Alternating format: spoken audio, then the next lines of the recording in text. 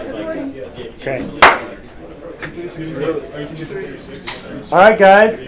Thank you so much for coming. Welcome to this value-added forum featuring Angular.js. Our host for the evening is Justin McMurdie, and he works for a small startup here in the Valley called Client Success. And he has graciously offered his talents and services here, and so we're really excited about that. These value-added forums happen every other week. 2 weeks ago, we had one on Lucidchart and the things that you can do with it.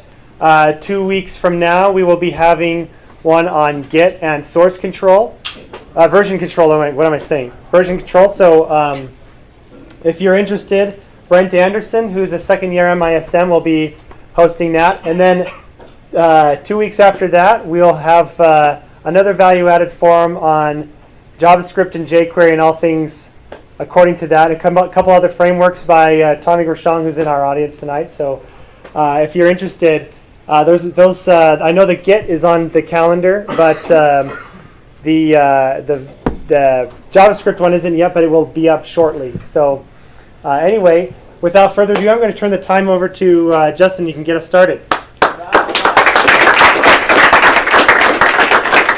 Thanks, everyone. One last thing, I'm sorry. Pizza will be coming. It looks like it's a little late, but we'll pause when it gets here, and then we can start up once we get our pizza. Thanks. Okay. So, like Morgan said, my name is Justin McMurdie. We're going to go over Angular.js today. Has everyone gone through the setup process? Are there anyone having issues with that? Excellent. If you have any problems with the setup process, look to your neighbor, someone that can help, because I'll be presenting and won't be able to help. We're going to move pretty quick. I'm not going to spend a ton of time on each portion. If you have a question, please raise your hand.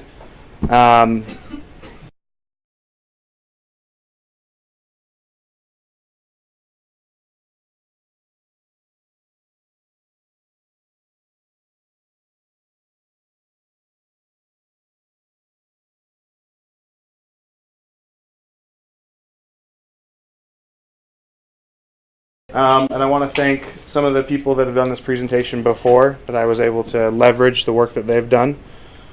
And I've also pulled some graphics from ngConf keynotes. So there's some other frameworks besides Angular.js. We're going to be focused a lot on Angular. We're not going to focus on anything else. And we'll do some JavaScript, but not a lot. If we were really smart, we would have done Git first, and then JavaScript, and then this presentation.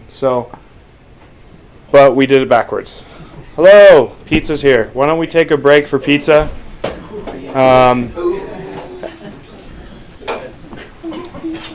And I'll put the setup stuff back on the screen for those who are still going through that process.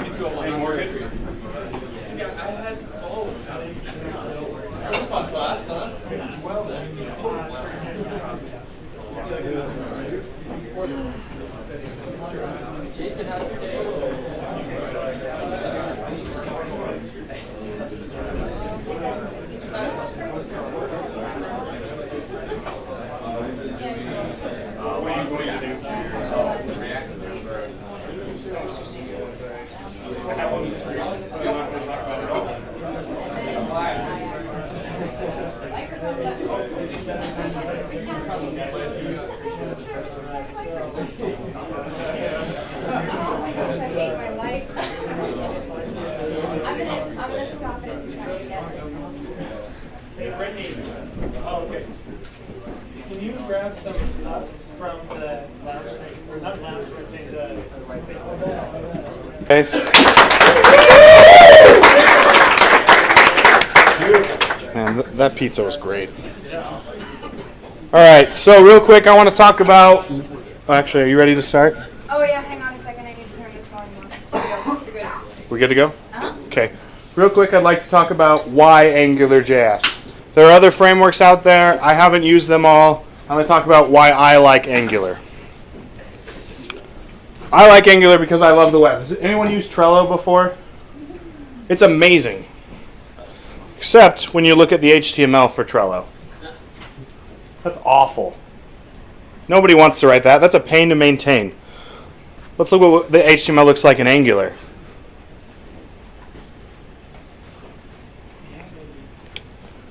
Angular is not a framework, it's a better browser.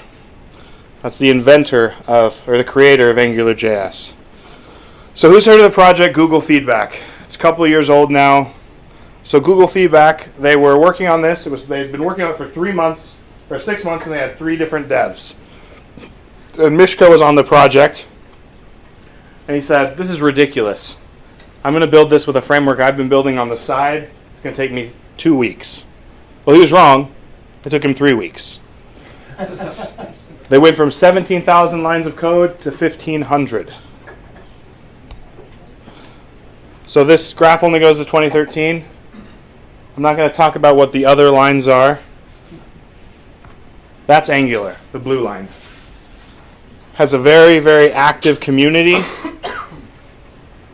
These are some of the reasons why I love Angular. It makes the web development fast and easy, especially if you're working with single-page apps.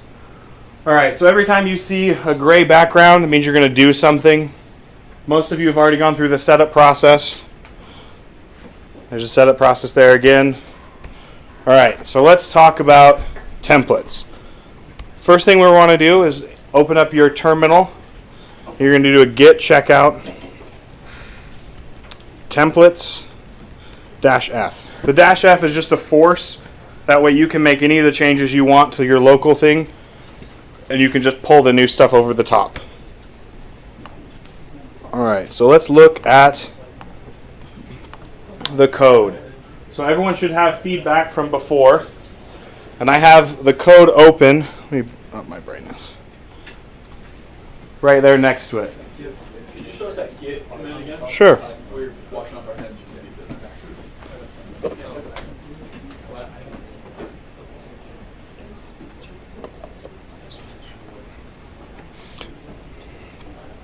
Angular has a lot of jargon. I find it's easiest to understand it once you see what they do.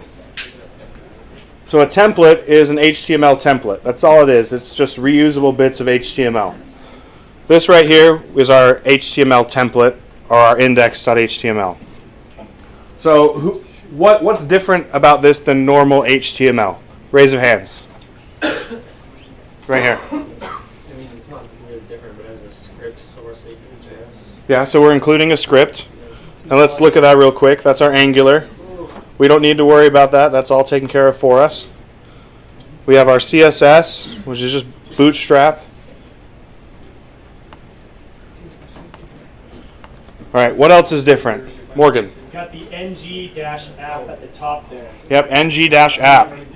So ng is the prefix for Angular. And we're saying, hey, this is an Angular app. So this is telling Angular when the page loads to scan through and look for other things. What else is different? There's one other thing. You can actually do calculation from the HTML. Yeah, I'm doing a calculation from the HTML. Do you see this double bracket notation right here? So I can actually change that all I want. So I can say 5 times 14. Save that and refresh, and now my web page is updated. That alone is not that amazing. I mean, if I really wanted to, I can just put that in there, right? That's not going to look any different. So why would I mean, we'll get to why we want to use those curly brackets in a minute.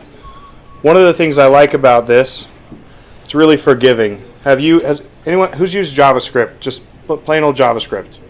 A lot of times you'll get a nan value, and it just breaks everything. So if I say 5 times I, it's going to say null. But it's also not going to throw up in my console and tell me everything I did wrong. Which is really nice, and it's visual, so I can tell that I did something wrong. So templates on their own are not that great. We get access to that double bracket notation, which is just Angular. It's those handlebars. So templates, that's part of Angular right here. That is the reusable HTML. Any questions on templates? Okay. So now we're going to talk about the structure of Angular. Angular is composed of modules. And every module has a template and some other pieces that we're going to go through one at a time. First, let's check out our modules. So git checkout modules -f.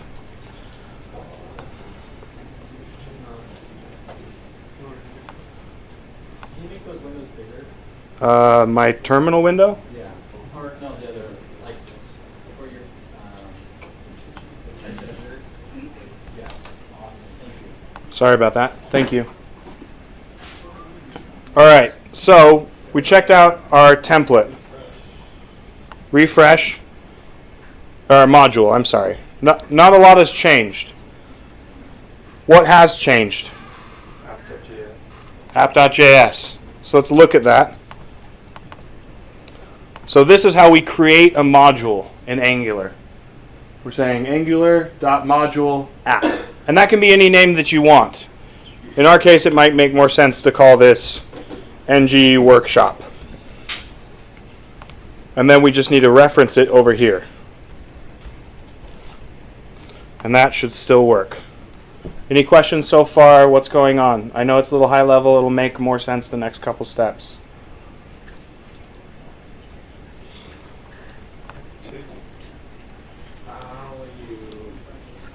What's How are a, you editing it with your Sublime? how am I editing it with Sublime? Yeah, what's your setup to do that? What's my setup to use? How are you editing that? Just open the repository. He went to the repository. I've just opened the repository, Okay, got it. and then every time I save, I just need to refresh. All right. So modules on their own is just the container around it, so not a lot changed. This is where it's going to start getting really cool.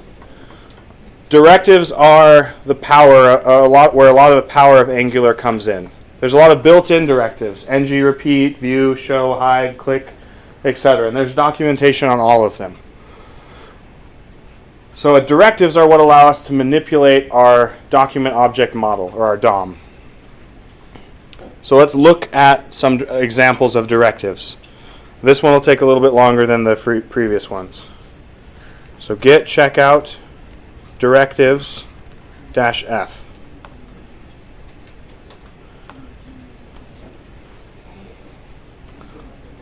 All right, so let me.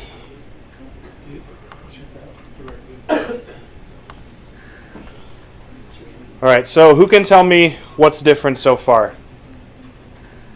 It might be easier to see the code on your own screen. Mine's a little big. The score. The score. Name. All right, so let's see what happens here. So I'm gonna type my name in. So you see how that's updating in real time? It's also adding the word from. Let's look at our app.js. Who's done something like this in JavaScript or even in jQuery? How many lines of code is it, Brent? Many. Many? What do you say, like 20, 50? You're looking at more than one out there. Yeah, a lot.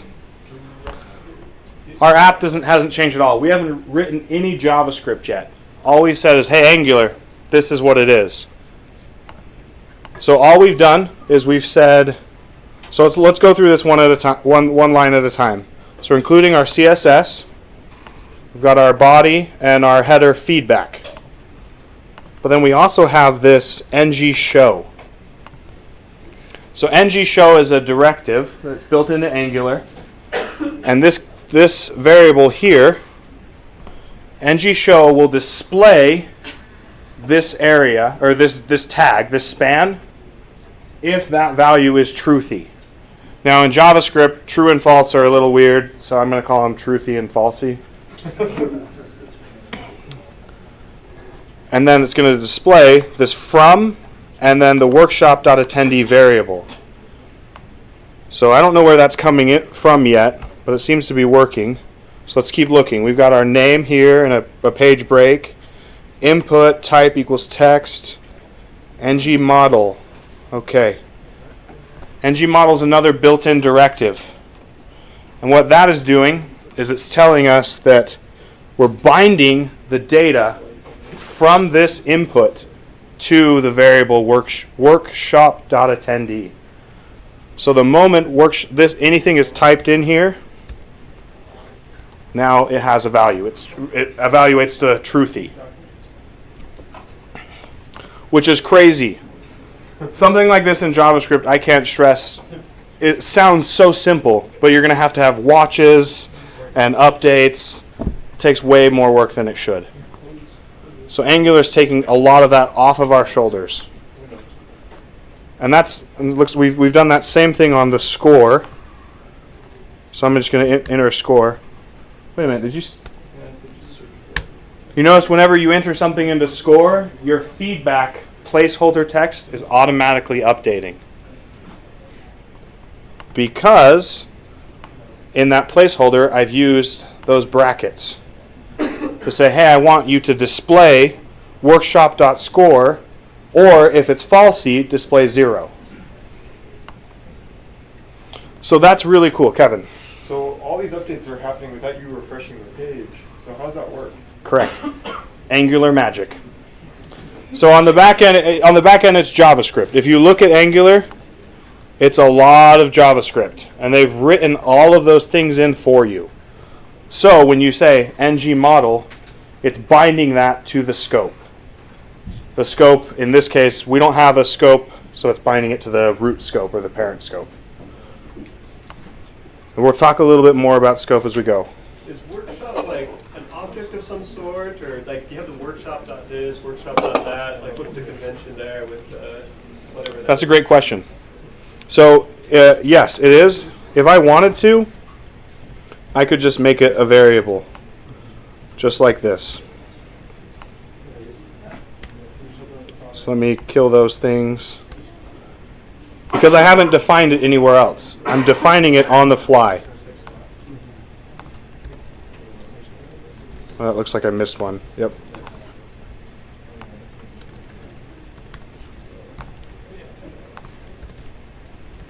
Does that answer your question?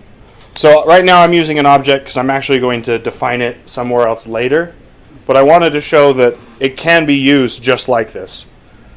So if you've ever written jQuery spaghetti code, and I know I have, you're putting everything on the global scope right now. And so the reason I made it an object is just to make it easier to maintain. But you would never really want to do that in an app. And that's where some of the scoping stuff comes in. Are there any other questions about directives right now? Is that a question back there or a peace sign? Peace sign, okay. All right, so now we're going to make our own directives. This is where Angular becomes really cool. So now we're creating our own custom directive. So we're going to run a git checkout directives -custom space -f. And remember that F is just to force it. Okay, so who's done a lot of web development? Got a couple over here. Check human. Is that a standard tag? No, it's not. So we're creating our own HTML tags. We're teaching HTML new tricks. And there are some projects underway like Polymer that are going to make this native for every browser. But Angular does it now, which is really cool. So what else has changed in this? We've got, most of this is the same all the way down to this check human. But this check human is just one line. If we inspect this, our check human contains a div, an h3, an input. So what's going on here? So let's look at our app.js. That hasn't changed at all. Do we have any new files? We've got this checkHuman HTML, or a template. We've also got this checkhuman.js. And what this is doing, so this is our first introduction to scope. I've talked about the global scope. Think about scope just like a normal programming language. You're inside of a function. Only the function has access to the variables defined within. So that's the same concept here.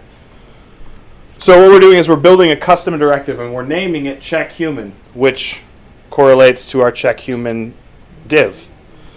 And we have an option here, restrict. E is for element, A is for attribute. So I could say div check human instead of just the check human tag. So if I change this to an attribute and save it, now it doesn't find it because we created an element. And there's element, attribute, and class. I think there are some others, but I never use them. So I usually actually just stick with element. And then we define our template, which is this right here. I got a question. Yeah. So defining that template, would it be able to find it on any other template? I'm sorry, could you repeat When that? define the template that the directive was used on, is any other template able to find that custom directive?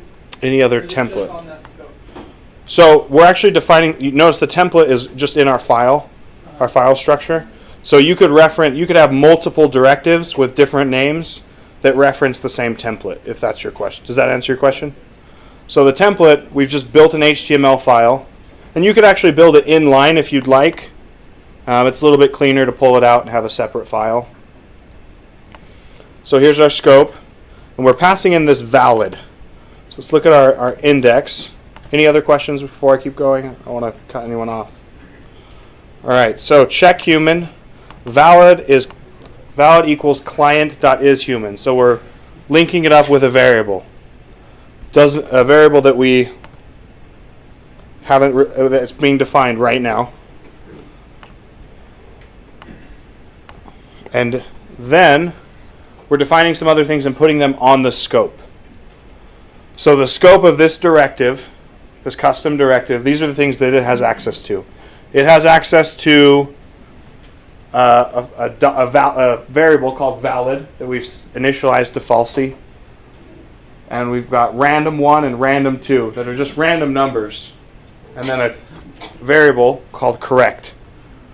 That's just the sum of those values. And it also has this function that we will see in a second. So what we're doing here, we're saying check human, it's loading that template in, and it's using its own scope to create those values. So every time I reload that, those numbers are going to be different. And we're also using this button ng disabled. So we're saying as long as client.isHuman is falsy, disable that button. So the moment that we use this function, that compare function, I typed in the correct answer, and now it's enabled. I can actually click the button. So it's kind of a contrived example of how to use those things, but those are some of the built-in directives and a custom one. Any questions so far?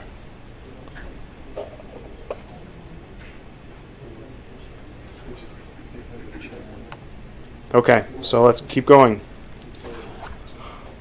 So we've got about half of our module built. Or we've talked about half of our module. We're going to talk about filters really quick. Filters are often used for things like dates and currency and numbers. So let's check out filters. Git checkout filters -f.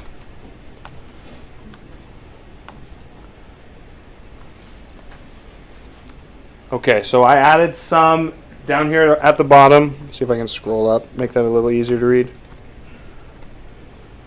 So everything else is the same, but I've included a number, and then I'm piping it through a filter, the number filter, and saying display 3 values. So you notice that now my HTML and my code and my HTML display don't match, right? I'm using the handlebar syntax to display, and we're filtering that value through. You can do the same with dates and the same with currency. One thing, they're not going to convert your currency for you.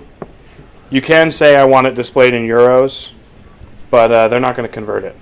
So you'll have to do that on your own. And that's actually pretty standard. I don't know of many web frameworks that do convert it for you. one other thing I'd like to show you.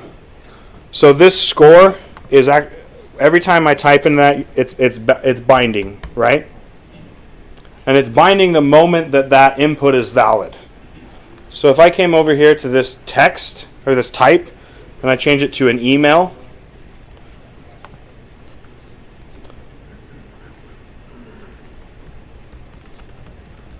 let's see. I'm not sure what I did. That should be working. Sorry about that.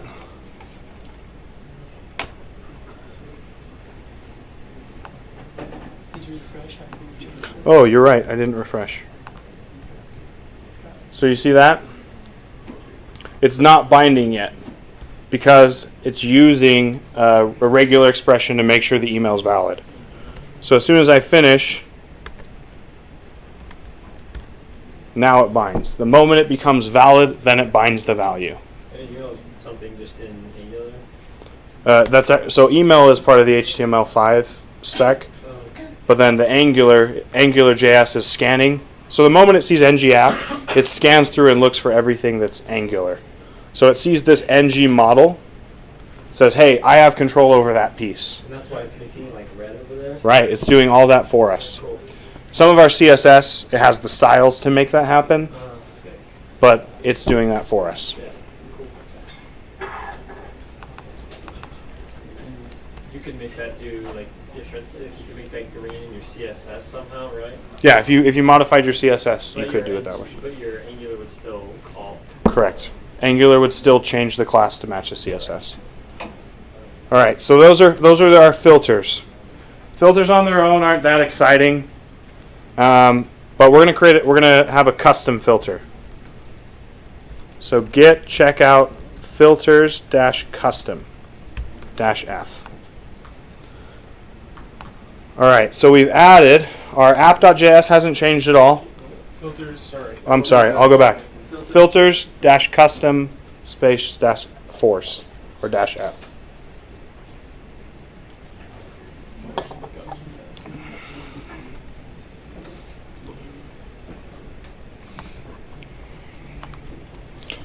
All right, so we still haven't written very much JavaScript. So the one thing we've added to our index is this amazing filter. And so we've got amazing filter.js. So what this is going to do, this filter, once values are piped through it, if any of those, that's a regex that I've defined there. And the -g just says search for those globally inside the text.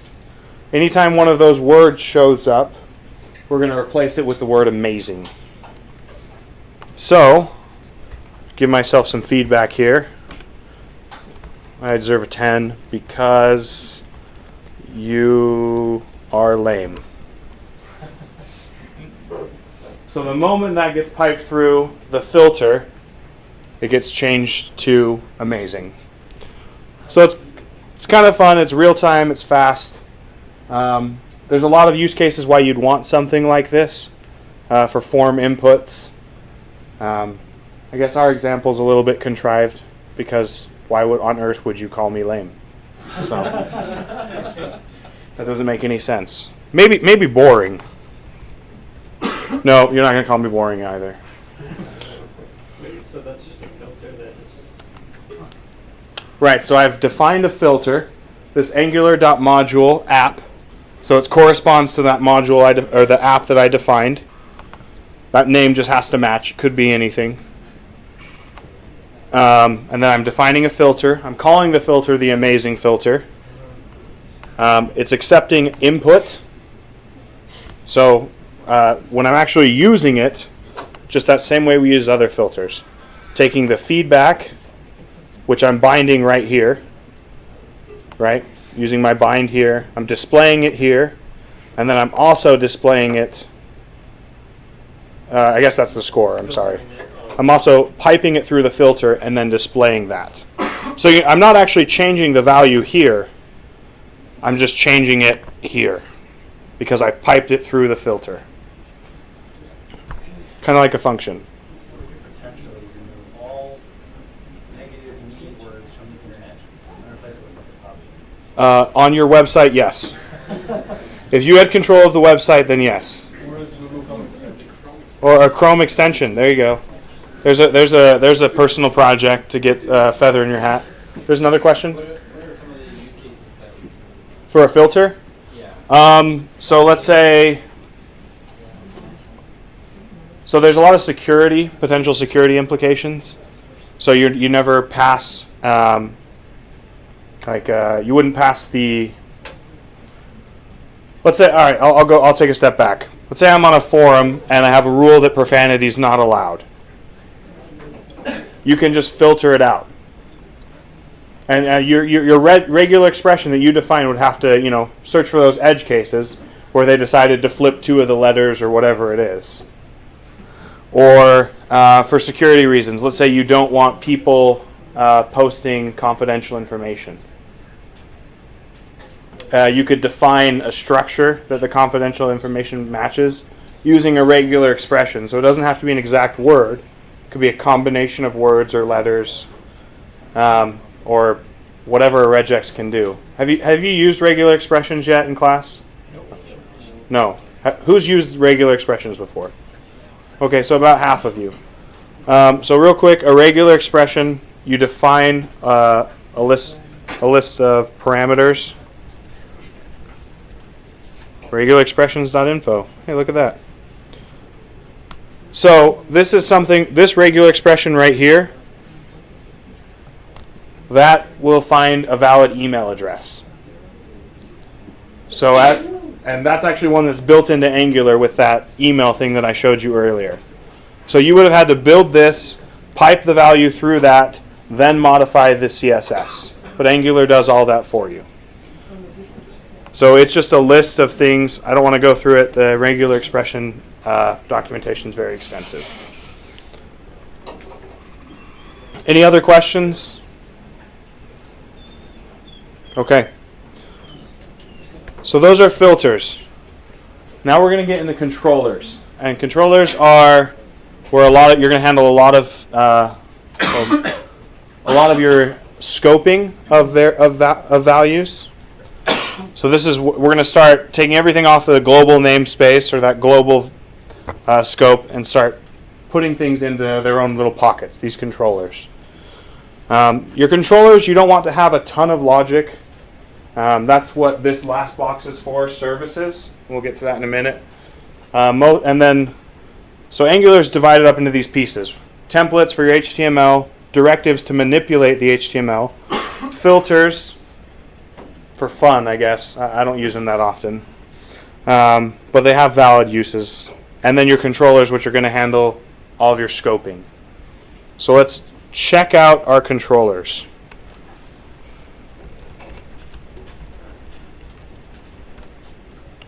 So that's git checkout controllers -f.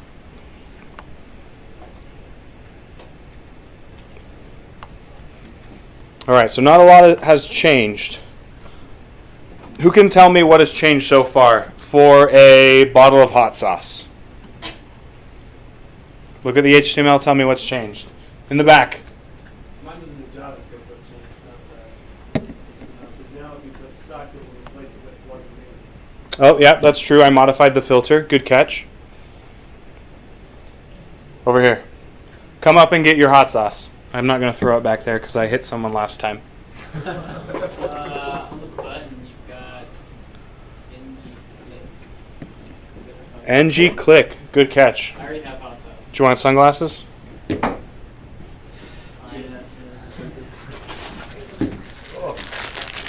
Pass those back. They're not going to make it. All right. What else has changed? There's one more.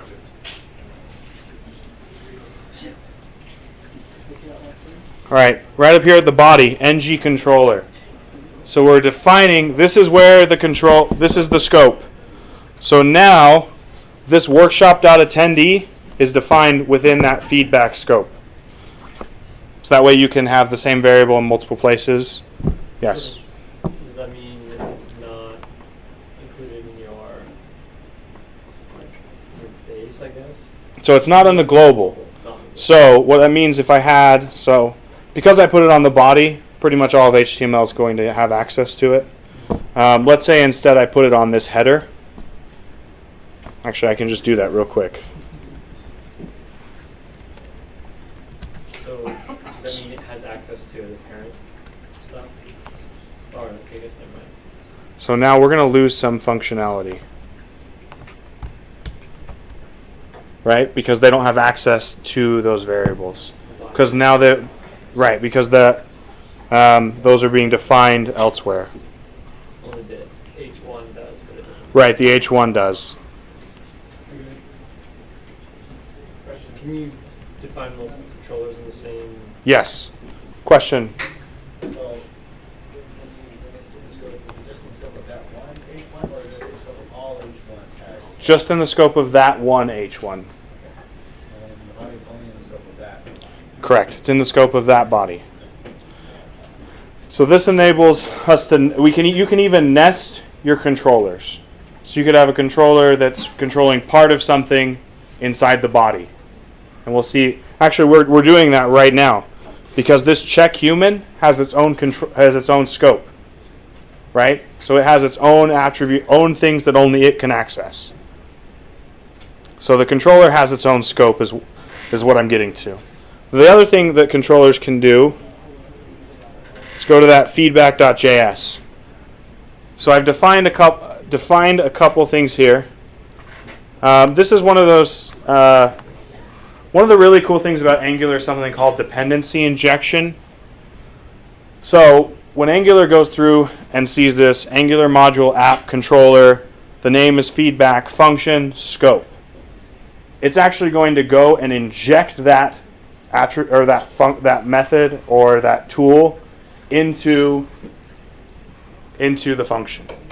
So what that means is you can have directives or controllers that depend on something else.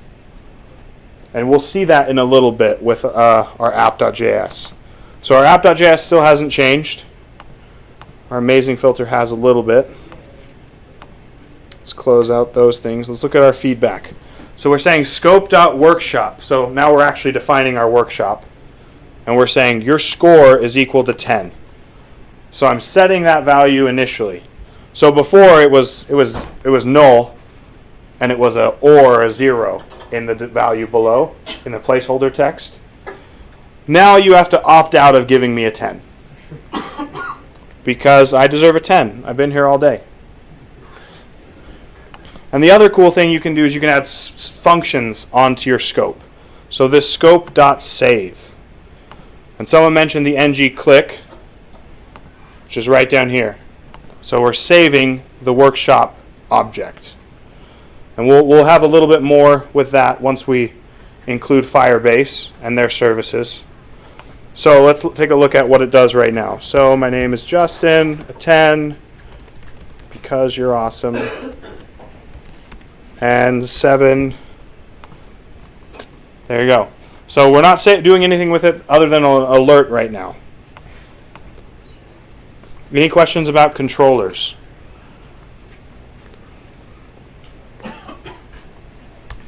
Okay. So now we've completed our picture. Hooray. This is what Angular module is composed of. And each piece has its own direct purpose. Services are a single instance method. Have you talked about the singleton pattern in class yet? No. Okay. So singleton pattern real quick. Only one instance of that object will be created. So if you wanted an array that only existed once, you could create it following the singleton pattern, and there would only be one of those arrays even if they tried to create a new one. So services are by default singleton, and you can change that if you really need to. Some of the default services are HTTP, animate, location, compile, log. Log is a helper function that allows you to log things to your console because Angular is abstracted.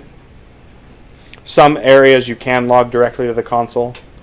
And HTTP is for the web, for REST API access calls.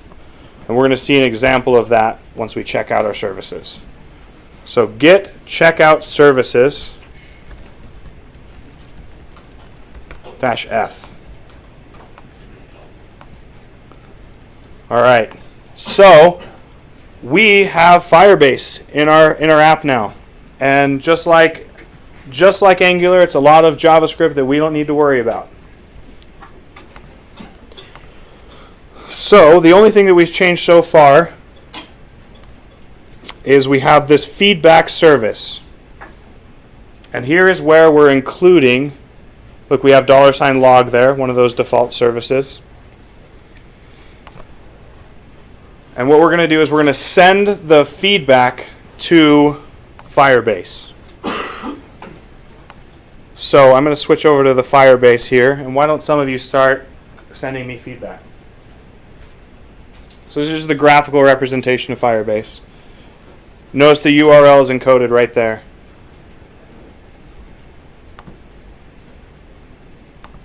Actually, that's great. Thank you, Carl.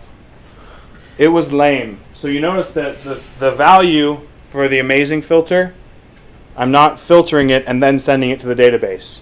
The filter was only for the view. So I'm still getting that in the back end.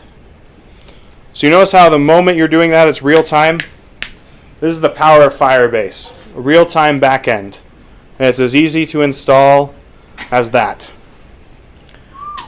So what I did some stuff just to structure it. So I'm going to collapse that. So I said, give me a new date, which would be by default today. Format the date to the format that I want it. Here's the URL of the Firebase.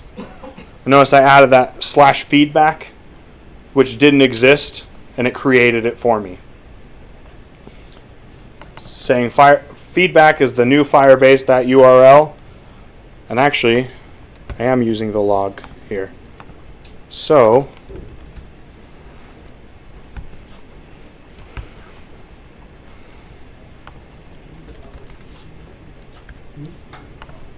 the $log, that service that I talked about, there's an example of it. I'm directly into the console as a info log. Why would you use that versus just a console.log? Angular is abstracted a lot, and so in many places the console.log doesn't work because of the structure of Angular. Okay. So the short answer is because you can't. And there are some places where you can. I'm not sure if this. I don't think this would be a situation where you could, but you can try it if you'd like. And then so now we're getting into this feedback, that new Firebase URL, feedback.push workshop. That's all it takes. So now our ng-click, we're just saving the workshop, and that scope.save feedback.send feedback, which is this function right here, down at the bottom, the whole thing. All right, any questions so far? So right now, Firebase is really cool because it's real time. But just because it's real time doesn't make it amazing. It's going to become amazing. So third-party modules. So we talked about how this is our module. So that means I could build a module and then someone else could use it, which is what Firebase has done. And Firebase has a module called Angular Fire. And this does something called three-way data binding. So Angular does two-way data binding. It binds data between our view and the RAM back and forth. Any change will be instantly reflected. Firebase, or Angular Fire, we're going to add that into the database. So we're going to have three-way data binding all the way across all of our different areas. Sounds amazing. It's even cooler in practice. So check out Angular Fire -f.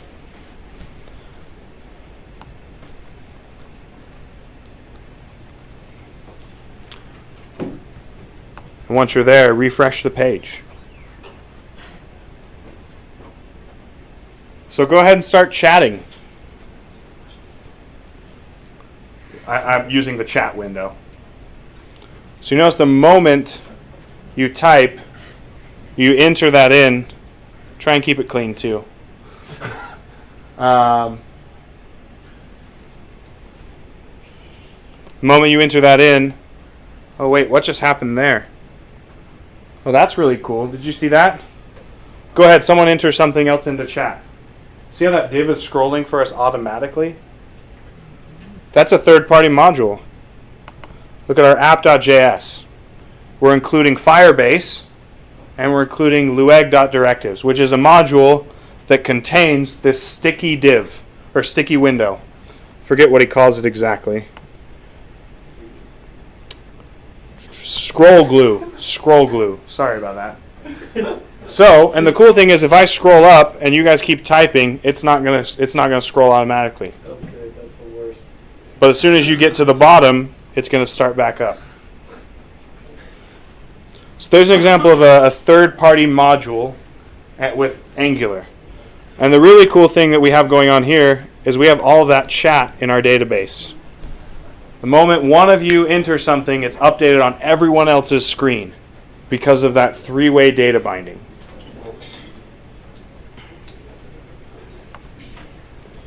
So let's talk about, well, I want to hear some ideas. Or any questions? Let's go with questions first. What could you use Firebase for besides a chat app? You could use it to run some test and have spit test results to somebody. Right. In real time.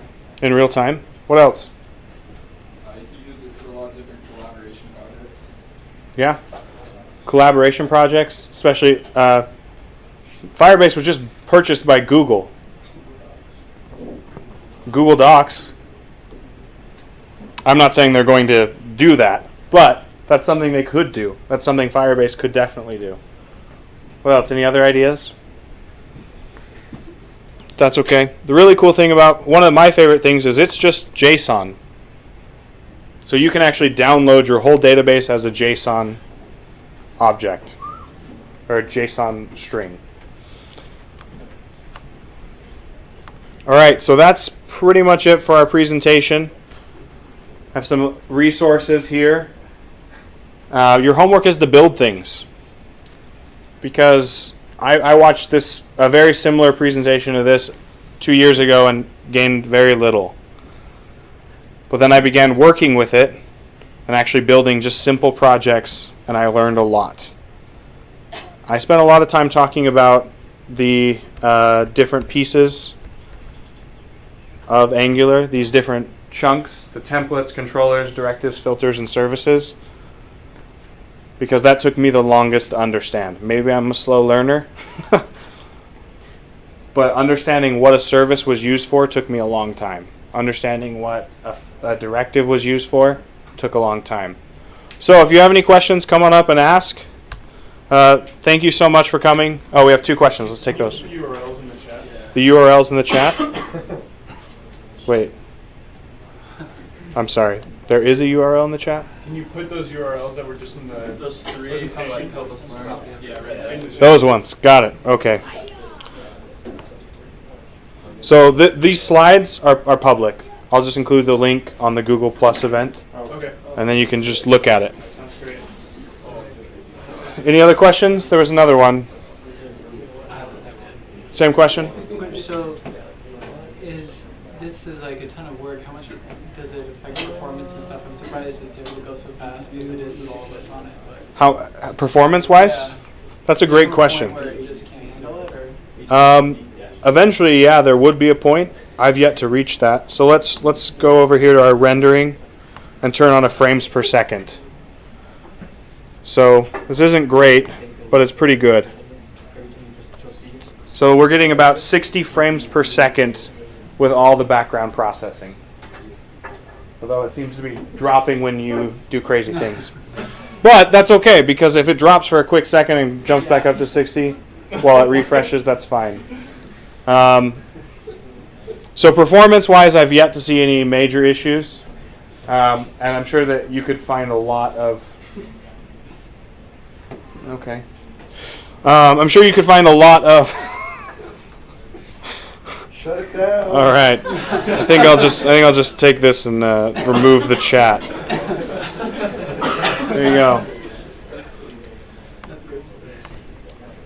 All right, another question. Yeah, so you kind of showed us what the overhead for FPS is. What's it like for the page load time? Page load?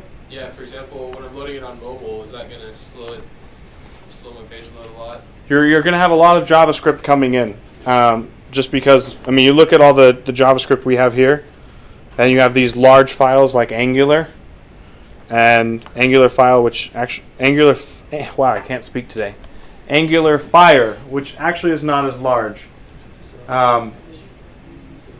Performance-wise, it's actually just fine.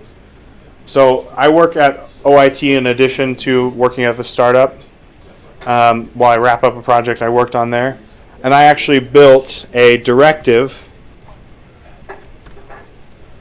for this. The whole header. You include that on every page. So it's just one line of HTML. And it loads on mobile without any issue. So your performance will depend on what you're trying to do. Brent? Running off of that real quick, they're actually gearing up to start doing more HTML-based applications for Android and stuff like that. Angular is supposed to play a key part of that. I'd be very confident that it's going to feel just as good as native if you're trying to run an Angular app as a mobile application, especially if you follow Google's advice. Absolutely. Angular is by Google. It was originally by Mishka, who worked at Google, and Google's become the benevolent dictator for life. And Google doesn't die. Can you think of any like big projects or big sites that have been done using Angular? Yeah. Domo. Their entire product is in Angular. The startup that I work at now is entirely in Angular. I built an app for BYU that will be implemented in the future that's entirely in Angular. So Angular is ideal for single-page applications where you don't need, and it's really fast, just like we've seen before. Compared to like JavaScript or other kind of easier languages, how would you rate Angular in difficulty of learning? It depends a lot on how you learn. The Angular documentation isn't the best for learning. It's very good for reference. And a lot of these resources here that I've put up, egghead.io, it costs a little bit of money, but they have some amazing tutorials for Angular to teach you Angular. You'll use some JavaScript for Angular. The whole thing is JavaScript. You'll use JavaScript to do manipulations, but a lot of the very tedious JavaScript is written for you, just like that binding data, that ng model. Any other questions? All right. Thank you so much. All